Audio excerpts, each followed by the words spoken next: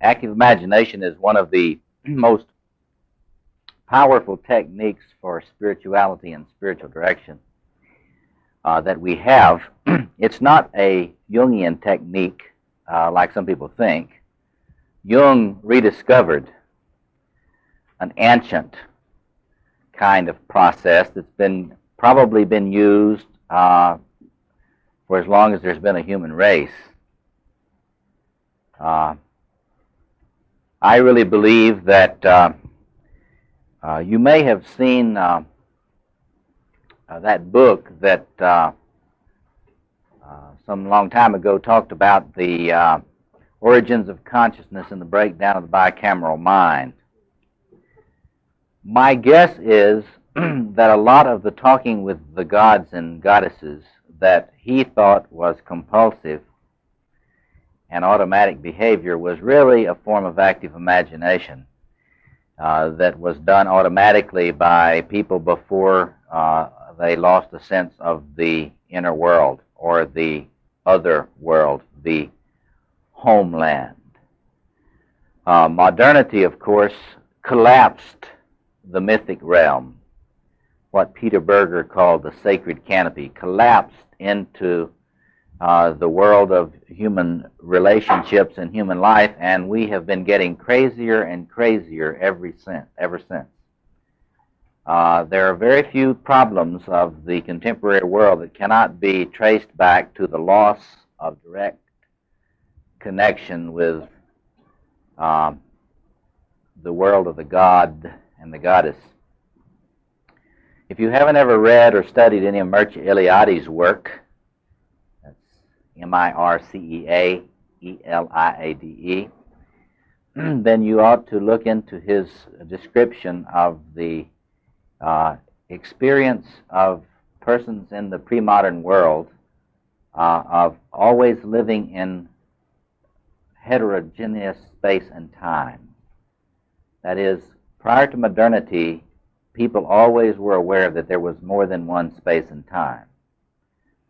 Now, it's my opinion that, contrary to what Eliade thought, we still have access to the world of the god and the goddess. And one major means, we have a number of means of access, of course. Jung emphasized dreams and dream interpretation, and you've been very familiar with that and worked with that.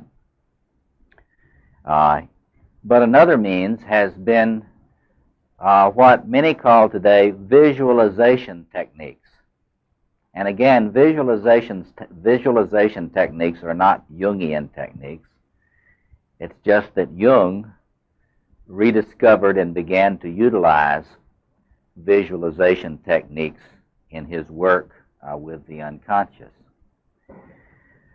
The history of magic. If you know, a lot of people assume that magic is either something, in the dirty occult world, or it's something that is opposed to religion in some way because they've been misinformed by certain early 19th century or 19th century anthropologists.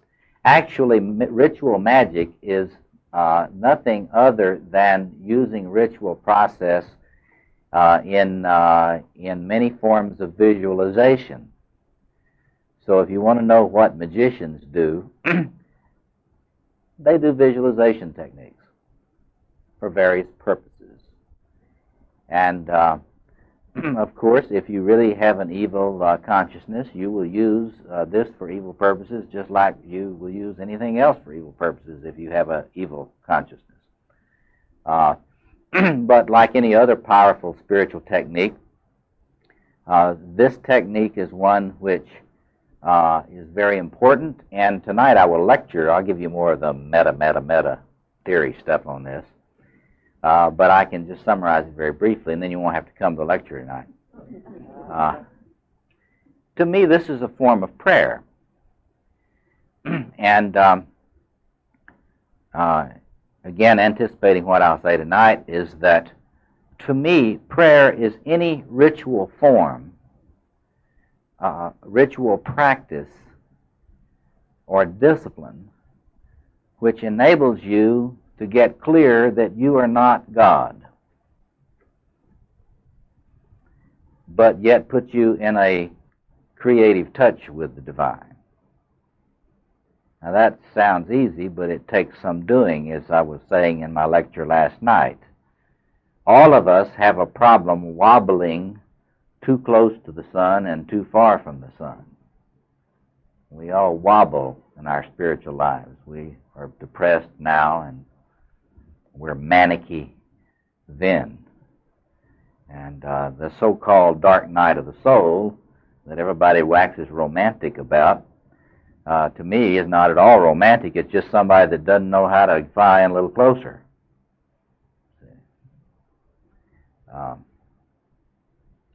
Active imagination, if you work at making it into one of your chief disciplines in your spiritual life, will help you learn to fly at adequate altitudes from the surface of the sun.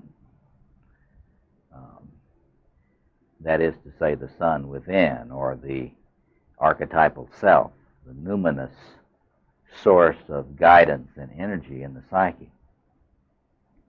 Now, there are many,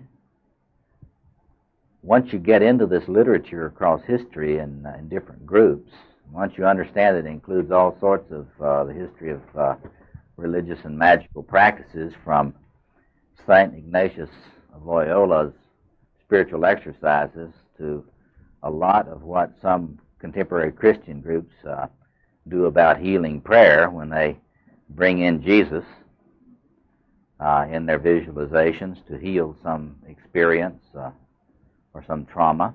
All of these are related and are very similar things. Let me recommend that if you haven't already gotten Robert Johnson's excellent book, Inner Work, that's a good guidebook to both dream interpretation and to active imagination. This is one of the classics, however, that I would recommend that you get. It's Barbara Hanna, Encounters with the Soul, Active Imagination, as she puts it, as developed by C.G. Jung. It's one of the classics. I'm going to have some water later, it looks like. Hanna. That's correct. Now, one of the important things to realize is that there will be a lot of people that will tell you that there are certain things you cannot do in active imagination.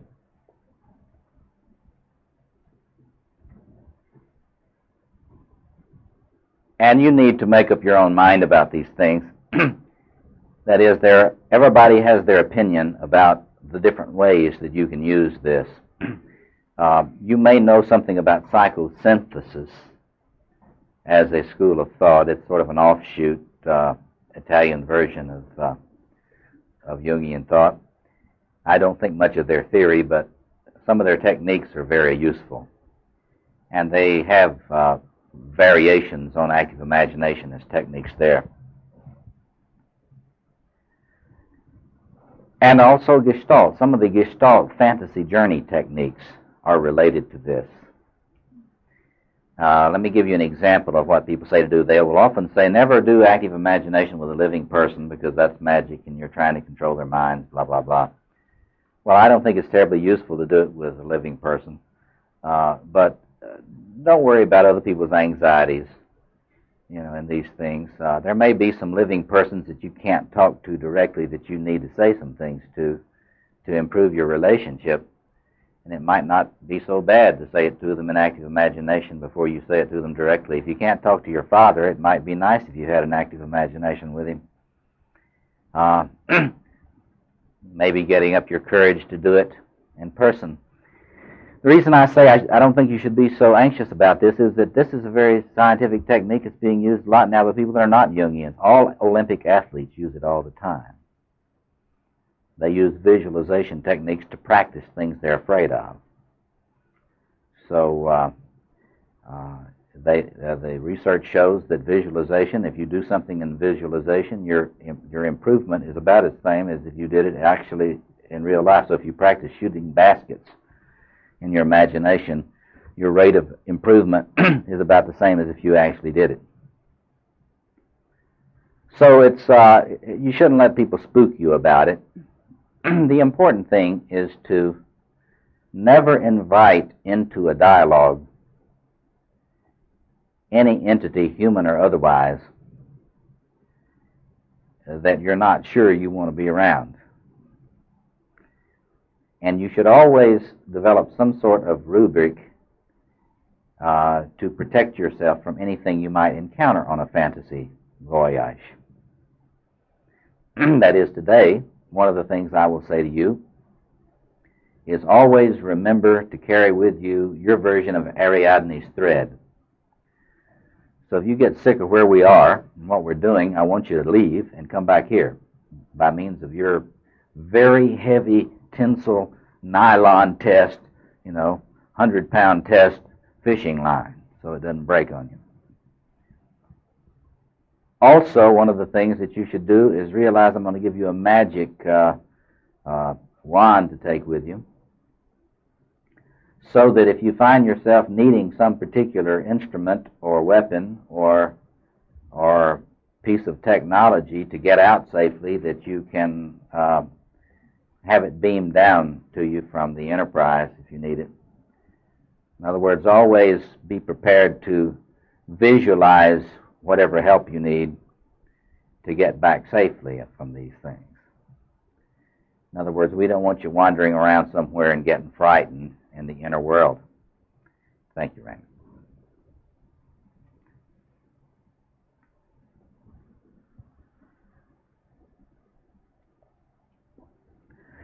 Now, there are many, many things you can do with active imagination in your spiritual life and in your own individuation.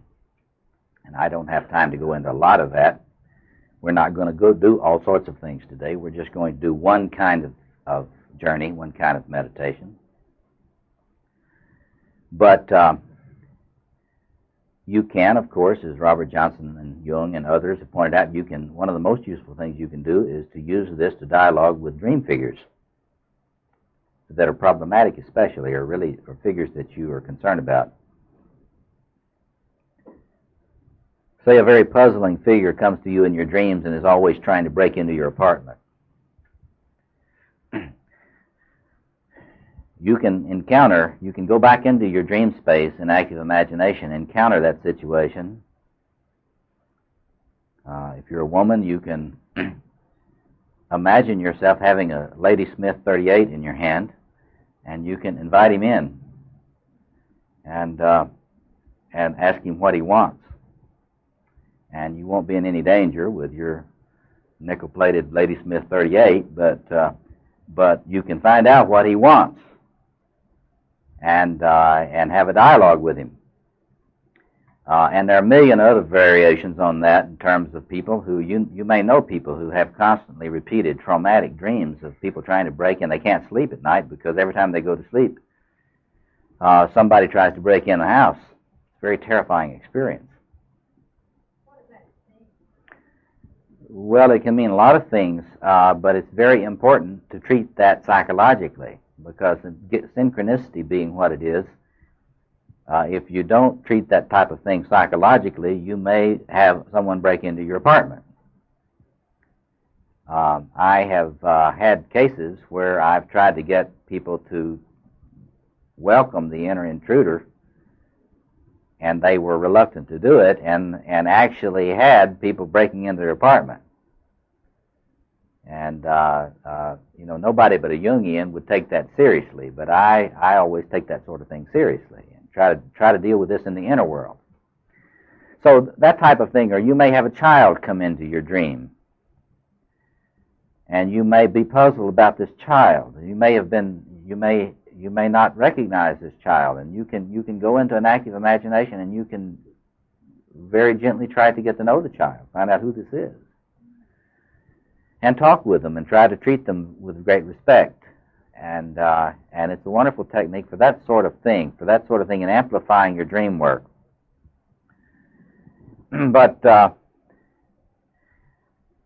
I think it's very important, once you begin to understand the way the psyche is structured, and the way that I've been working in my own work on the what I call the four couples of the conjunctio, the way in which in everyone's psyche, in the deep self, there are these four couples. There are eight figures that I've been talking about. I've done a lot of study recently of imagery around divine kingship and queenship and so forth, and I was interested recently to find out that in ancient Egypt, the understanding of the self was that it was eight parts.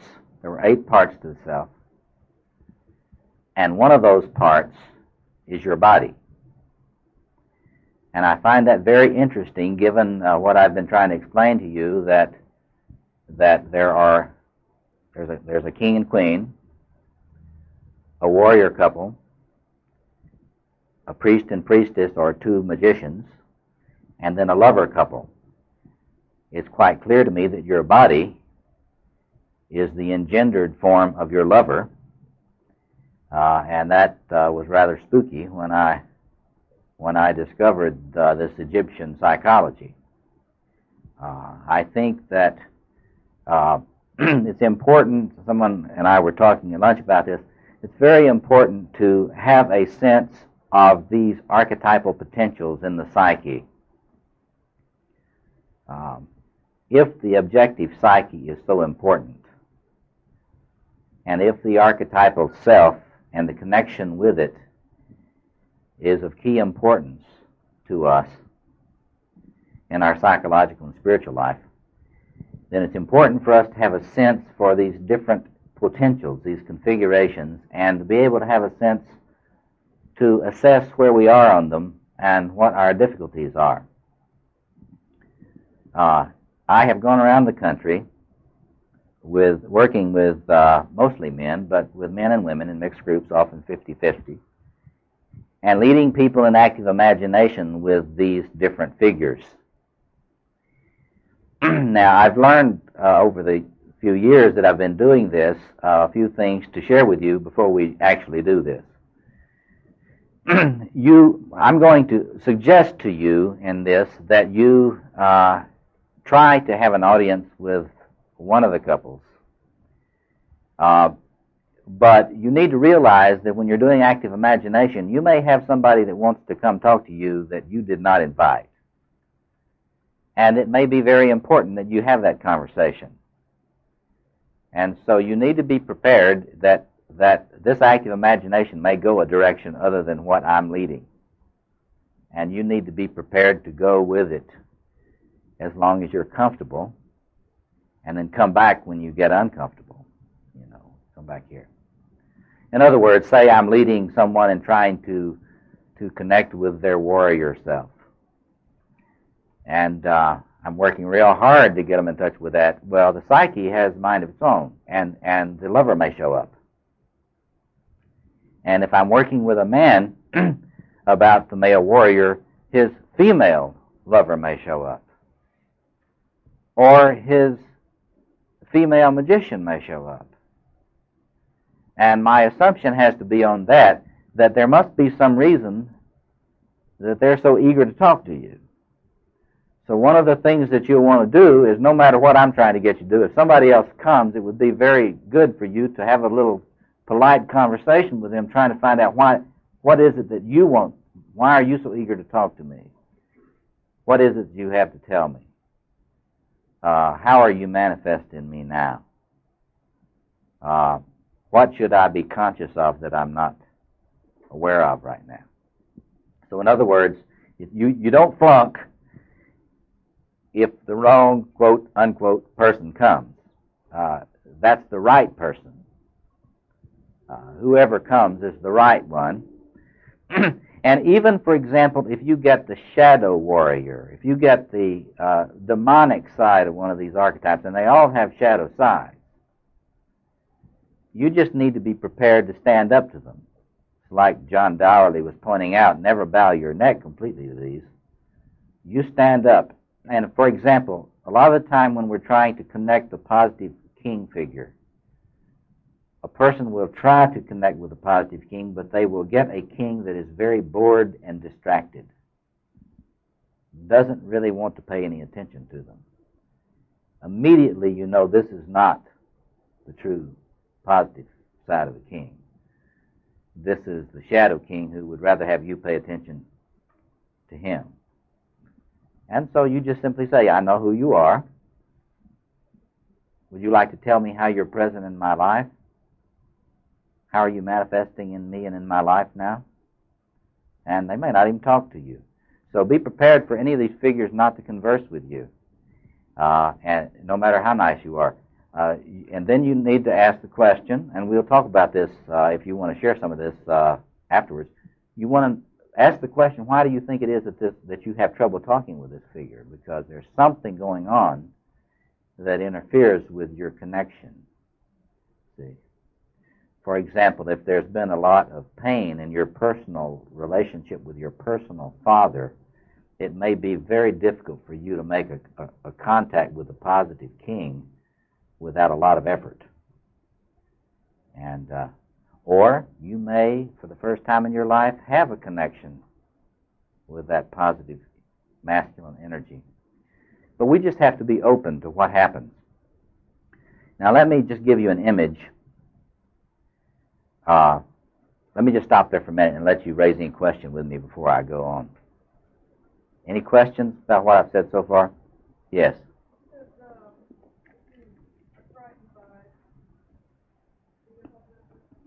If you're frightened, if some figure really frightens you, and you don't feel strong enough to say, now, stand back, don't bother me.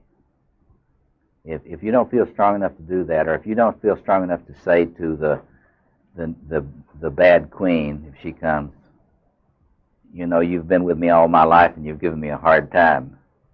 If you're not able to speak up to her, feel free to just follow your twine and come back and leave them.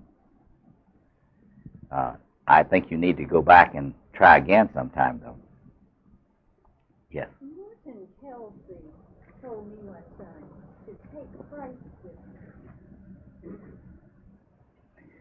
me. She says Morton Kelsey told her one time to take Christ with you. I don't see anything wrong with that, because it's appropriate to have any helper with you that you feel you need.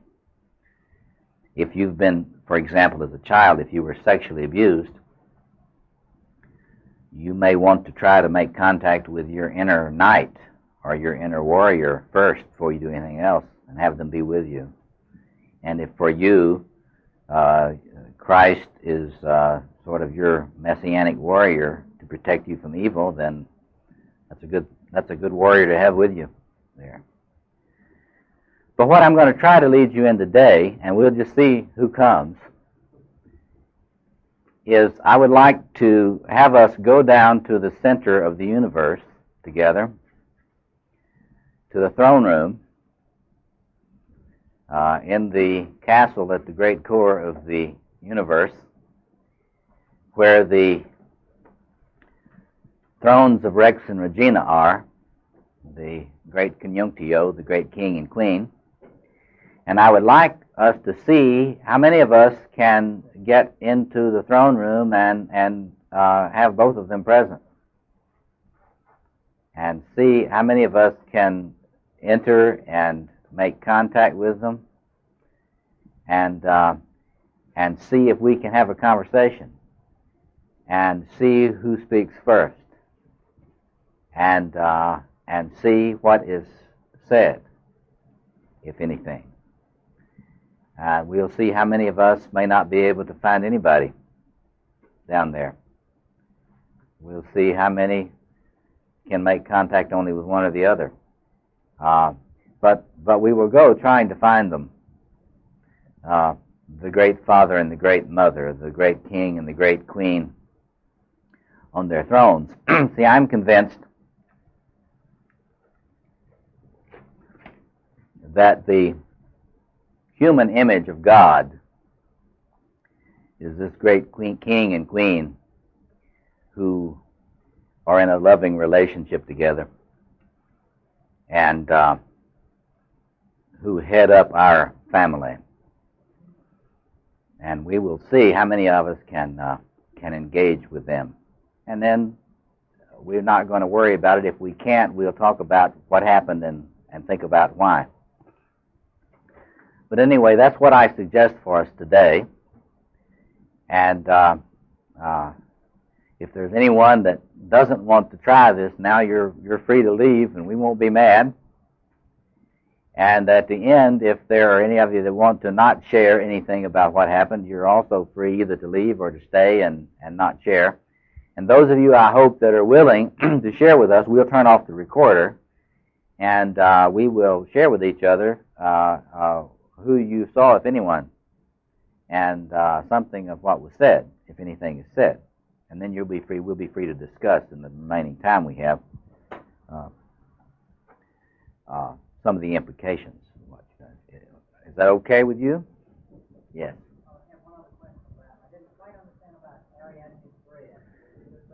You may want to come back. You may not like the looks of the castle. Well, it's not as real. It's in the inner world. And just make sure it's a 100-pound test, something we could go deep sea fishing with off Mobile, and that it won't break. Just take it with you so you can find your way out. And so put down your books now, and let's have the light here turned off. If somebody back there will get that light. Ideally, we ought to be in a nicely carpeted, air-conditioned room where we could kick our shoes off and lie down on the floor, turn down the rheostats. So you can imagine us in that kind of room. So get as comfortable as you can, and we'll try some relaxation techniques. And if anybody that's sitting next to you starts to snore loudly, elbow them a little bit, and we will make this journey together and come back and then discuss it. So let's start breathing deeply. Close your eyes. And let's start just breathing deeply with your diaphragm and regularly. In and out deeply. And let's start our relaxation by flexing your feet muscles and wrinkling your toes, and then just letting them relax on the floor. And take your shoes off if you wish. Keep breathing deeply. Now let's tense our calf muscles. Tighten them very tightly, and then just let them relax. Now your thigh and upper leg muscles. Tighten them up. Just let them fall. Now your groin and your hip muscles, tighten them up. Just let them relax. Keep breathing deeply. Give yourself a suggestion now, no matter how relaxed you get, that you will stay awake and be aware. Now tense your abdominal muscles and then relax them. Now I want you to make a fist with both hands. Tense all of your upper torso muscles like you're posing for a magazine. And now just drop them. Keep your head awake, centered.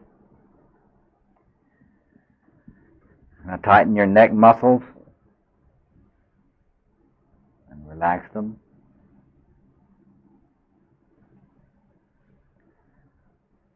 Now make a face and grimace.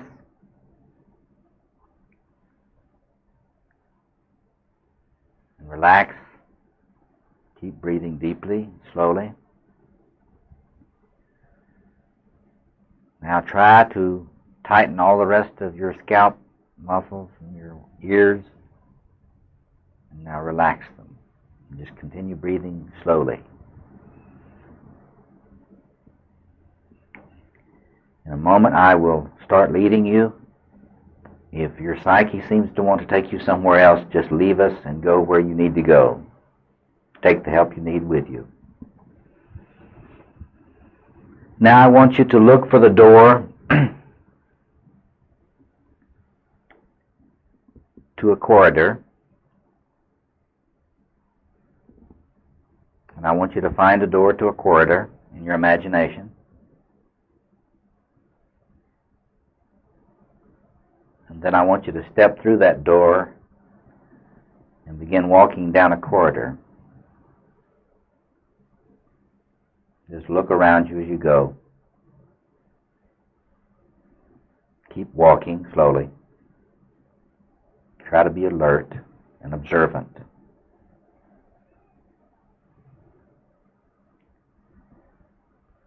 Keep walking.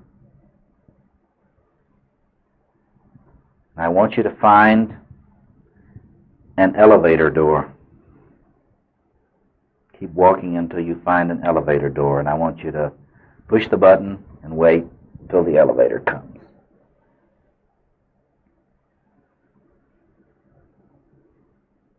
When the elevator comes, I want you to get in, and I want you to press the button C for the center.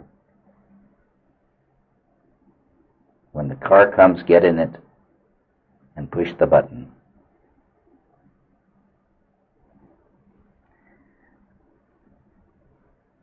After you press the button, the elevator will start going down toward the center of the world. Just let it go down. Be aware of it going down.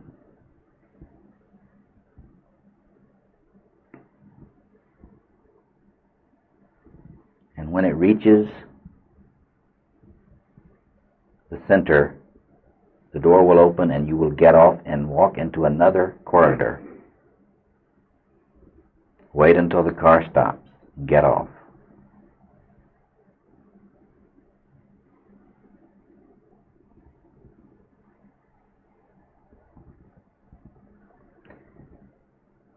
Now get off of the car and walk down the corridor. I want you to find the door to the throne room. Walk down the corridor until you find it.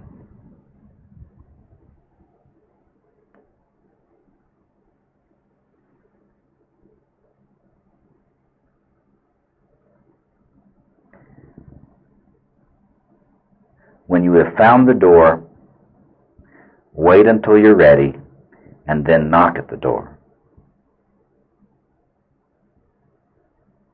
Someone will come to let you in.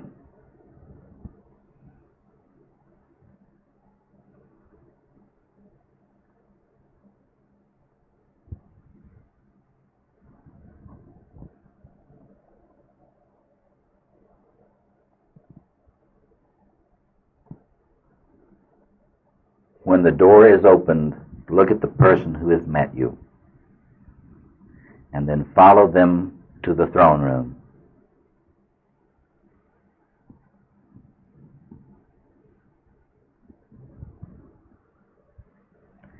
Look around you and see what the room is like, what the building is like, how is it decorated. Notice the colors. Notice the furniture. Notice the textures.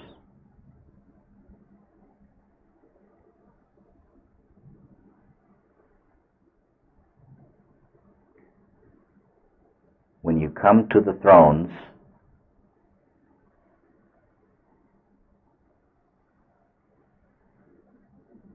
find a place to sit down and wait.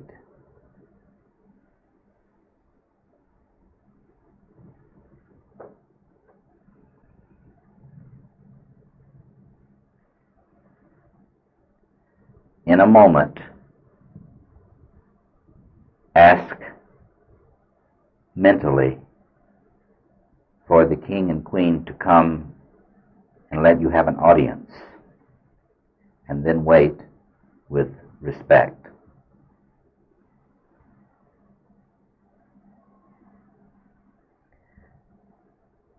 Let's wait now and see who comes in and takes their seat.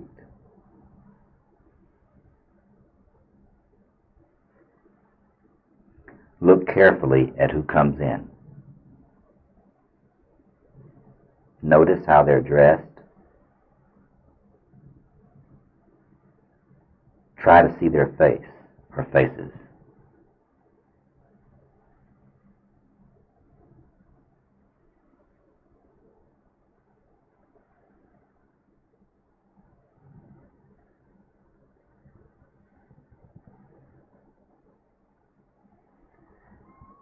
Now thank whoever is there for letting you come for an audience. And then ask whatever question you would like to ask of them, and listen carefully to their reply.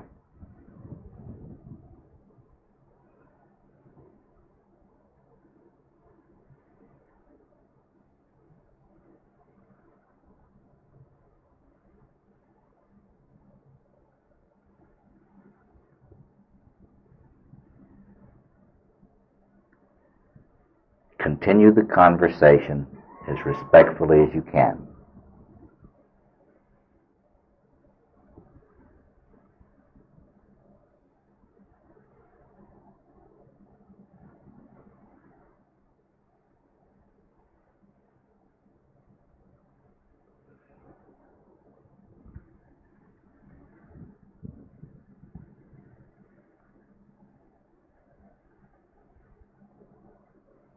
Now let them ask you whatever questions they would like to ask you, and answer them as well as you can.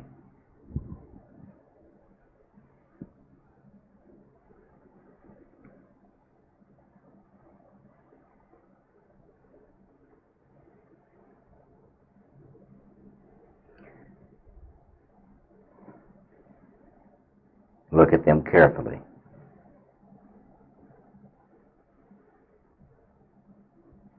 Notice what your feelings are in their presence.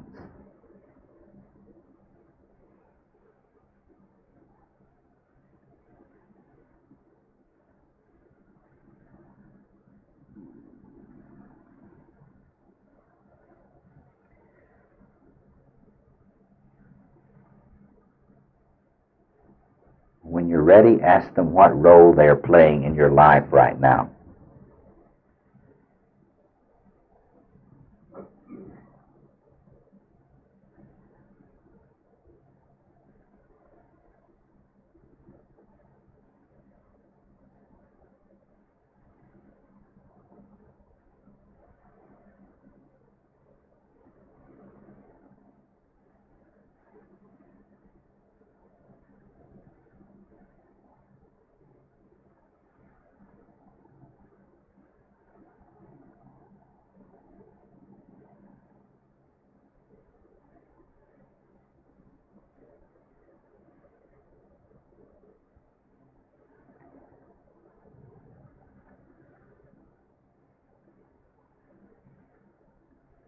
When you're ready, ask them what they would like of you, what they want from you.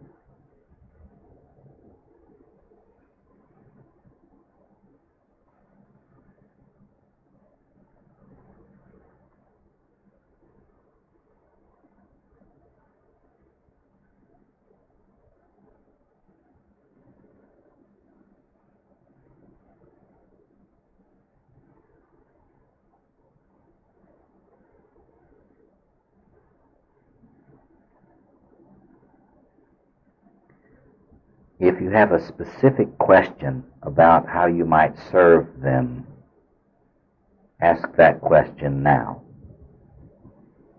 See what they say.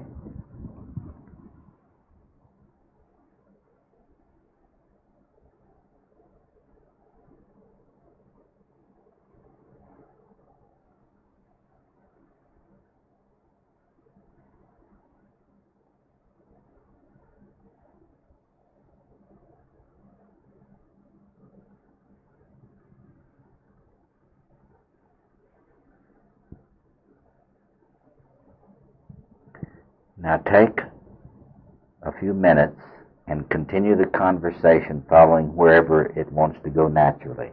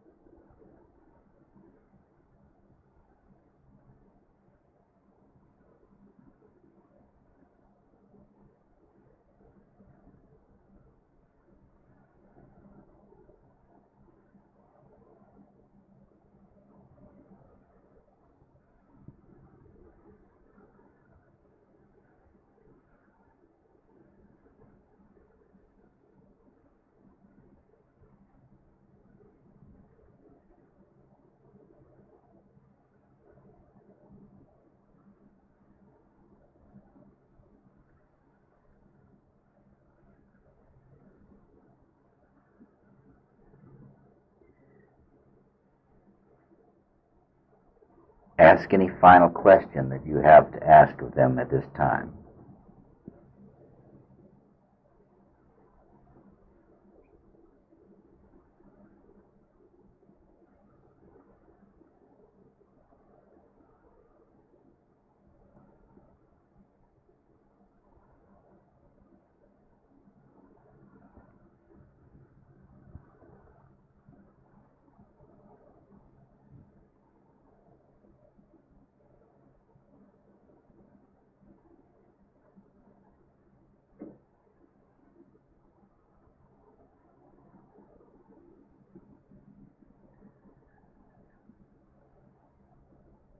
Now, before you leave, if you feel you would like to ask to be blessed by them, by one or the other of them, you may ask for a blessing at this time and see what happens.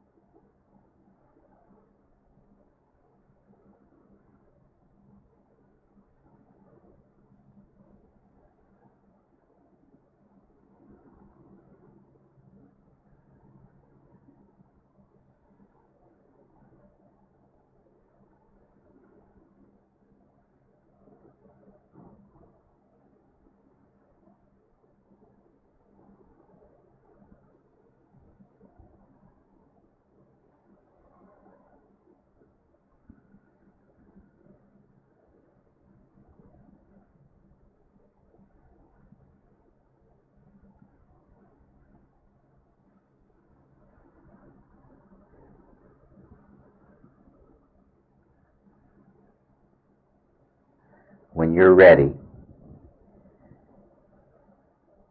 say your goodbyes and then ask permission to leave the room.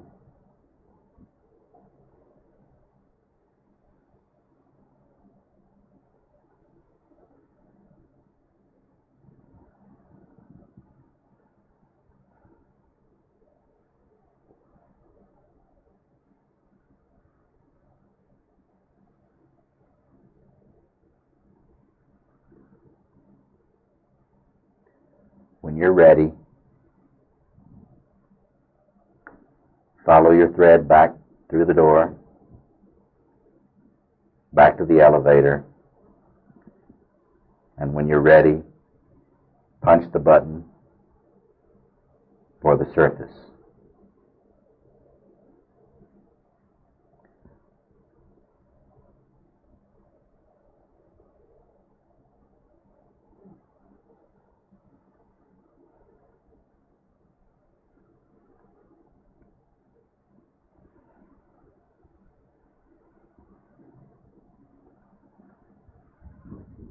When you arrive at the surface, follow the thread back down the corridor, back to your body, and breathe deeply until you're ready to open your eyes.